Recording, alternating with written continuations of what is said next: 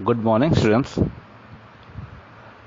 आज हम हिंदी की पाठ्यपुस्तक क्षितिज भाग 2 के काव्यखंड से सूरदास द्वारा रचित पद का अध्ययन करेंगे। सूरदास के काव्य सूरसागर में संकलित भ्रमर गीत से यह पद लिया गया है और भ्रमर गीत में सूरदास ने गोपियों की पीड़ा को व्यक्त किया कि जिस प्रकार श्री कृष्ण के चले जाने पर गोपियां दुखी हैं और उनके मिलने के लिए आतुर हैं। वे गोपियां श्री कृष्ण से के दर्शन करना चाहती हैं। इसलिए जब श्री कृष्ण ने अपने प्रेम संदेश के बदले योग संदेश लाने वाले उद्धव पर व्यंग्य किया है गोपियों ने। इस प्रकार इस पदों में श्री कृष्ण के प्रति अनन्य प्रेम और एक पीड़ा का बहुत ही सुंदर चित्रण सूरदास जी ने किया। तो आइए देखते हैं किस प्रकार सूरदास ने गोपियों की दुख की पीड़ा को व्यक्त किया है और किस प्रकार श्री कृष्ण के सखा मित्र उद्धव पर व्यंग्य किया है। आइए। उद्धव तुम हो अति बड़भागी। बड़भागी मतलब भाग्यवान। तो यहाँ गोपियां उद्धव से व्यंग्य करते हुए कहती हैं कि आश्चर्य है कि तुम श्री कृष्ण के निकट रहते हुए भी प्रेम बंधन में न बंध सके। तुम कैसे भाग्यशाली हो। यहाँ उन्होंने व्यंग्य किया है गोपियों ने कि तुम कैसे भाग्यशाली हो कि तुम श्री कृष्ण के निकट रहकर भी तुम श्री कृष्ण से प्रेम नहीं कर पाए, तुम्हें उनसे प्रेम नहीं हुआ। अपरस रहत स्नेह तगाते नाहिन मन अनुरागी। कहने का मतलब है अपरस कहते हैं अनछुए और तगा कहते हैं धागा। अनुरागी मतलब प्रेम में लिप्त। तो अर्थ हुआ कि गोपियां उद्धव से कहती हैं कि यह कैसी भाग्य की विडंबना है कि तुम कृष्ण के निकट रहते हुए भी प्रेम बंधन से मुक्त रहे, उनके प्रति अनुराग उत्पन्न नहीं हुआ। तुम श्री कृष्ण के समीप रहते हुए भी प्रेम के बंधन से अनछुए रहे, मतलब प्रेम नहीं हो पाया।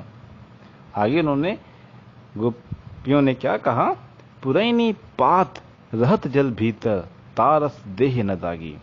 यहाँ पे गोपियों ने उदाहरण दिया है कमल के पत्ते का कि तुम श्री कृष्ण के समीप रहते हुए भी प्रेम से उसी प्रकार अलग रहे जिस प्रकार पानी में रहते हुए कमल पत्र अलग ही रहता है।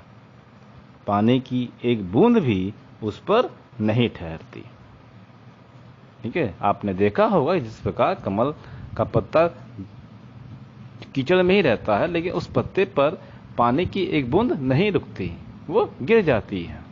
उसी प्रकार तुम भी श्री कृष्ण के समीप रहते हो लेकिन तुम्हें श्री कृष्ण से प्रेम नहीं हुआ।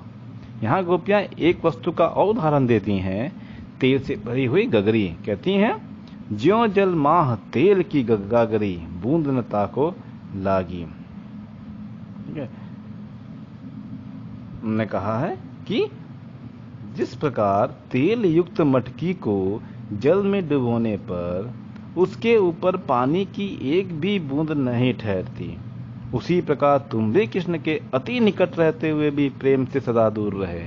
यहाँ उद्धव पर उन्होंने व्यंग्य किया है कि जिस प्रकार कमल के पत्ते पर जल का कोई प्रभाव नहीं पड़ता और तेल से भरे हुए मटकी में पानी का कोई प्रभाव नहीं पड़ता, उसी प्रकार तुम्हारा भी जीवन है कि तुम भी श्री कृष्ण के इतने निकट रहते हो लेकिन उसके बावजूद भी तुम्हें श्री कृष्ण से प्रेम नहीं हुआ। आगे उन्होंने कहा प्रीति नदी में पांव न बोर्यो दृष्टि न रूप परागी। प्रीति नदी मतलब प्रेम रूपी नदी। उन्होंने कहा, गोपियों ने कहा तुमने कभी प्रेम रूपी नदी में आज तक अपना पैर ही नहीं डुबोया, अर्थात तुम प्रेम के महत्व को जानते ही नहीं। कहने का मतलब है कि तुम प्रेम की महत्व को नहीं जानते। दृष्टि न रूप परागी, कि तुम किसी के सौंदर्य पर मुग्ध ही नहीं हुए, तुम्हें ये पता ही नहीं है कि सौंदर्य क्या है, प्रेम क्या है, और ना तुम कभी किसी के सौंदर्य पर मुग्ध हुए हो, तो तुम हमारी कष्टों को, हमारी पीड़ा को कैसे समझ सकते हो। सूरदास अबला हम भोरी, गुड़ चाटी जीव पागी। आगे कहती हैं कि हम एक ही ऐसी भोली अबलाएं हैं जो श्री कृष्ण के सौंदर्य में वैसे ही उलझ गई हैं जैसे चींटियां गुड़ के प्रति आसक्त होकर, मतलब आकर्षित होकर ऐसे चिपट जाती हैं कि फिर अलग होना ही नहीं चाहती। उसी प्रकार से गोपियों का भी जीवन हो गया है कि जिस प्रकार चींटियां होती हैं वो गुड़ से लिपट जाती हैं, लेकिन वह उनसे अलग होना नहीं चाहती। इसी प्रकार से गोपियों का भी जीवन है, वो भी श्री कृष्ण को अपने हृदय में, अपने मन में बसा चुकी हैं और अपने हृदय से श्री कृष्ण को निकालना नहीं चाहती हैं। ठीक है, अब आगे अगले पढ़ेंगे। धन्यवाद।